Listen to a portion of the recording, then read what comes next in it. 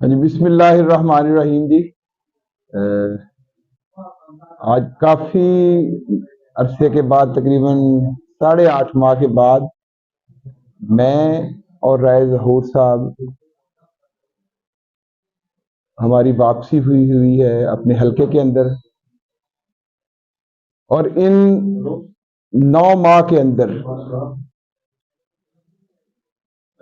جتنا ظلم اور بربریت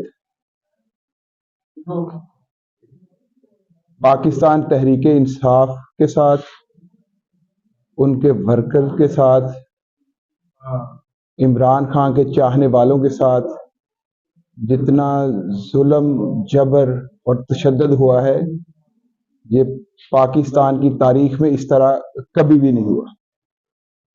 ہم نے اس سے پہلے جو تاریخ ہے پاکستان کی، اس میں اتار اور چڑھاؤ آتے رہے ہیں، لیکن میں یہ سمجھتا ہوں کہ اس طرح کی بربریت اس سے پہلے کبھی نہیں ہوئی۔ اور میں خاص طور پر ان ورکر کا، اپنے ان چاہنے والوں کا، کہ جنہوں نے جوان مردی کے ساتھ اس کا مظاہرہ کیا، جیلیں برداشت کی، تشدد برداشت کیا، لوگوں کے کاروبار بند کیے گئے، اور اس کا بینیفیشری کون ہے؟ صرف اور صرف مسلم لیگ نواز۔ اور میں یہ سمجھتا ہوں کہ 8 فروری جو ہے وہ ان کا یوم حساب ہے انشاءاللہ تعالی۔ اور میری اہلیان وہاڑی سے گزارش ہے، میری التجا ہے مؤدبانہ، کہ آپ کے سامنے یہ جو 8-9 ماہ گزرے ہیں، اس کے اندر کون سا ایسا طریقہ ہے جو نہیں ہمارے خلاف اپنایا گیا، ہمارے خلاف جو کچھ کیا گیا ہے وہ سب کے سامنے ہے۔ اور صرف جو ان کے ٹکٹ ہولڈر ہیں مسلم لیگ این کے،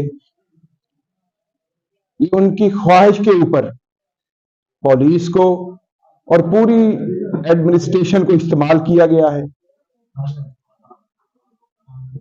نواز شریف کو وزیر اعظم بنانے کے لیے۔ تو میں یہ سمجھتا ہوں کہ اس طرح کے ہتھ کنڈے جو ہیں، اس سے لوگوں کے جو ہیں حوصلے پست نہیں ہو سکتے۔ لوگ جو ہیں بھرپور انداز سے پاکستان تحریک انصاف کے ساتھ کھڑے ہیں، عمران خان کے ساتھ کھڑے ہیں، اور انشاءاللہ تعالی 8 فروری کو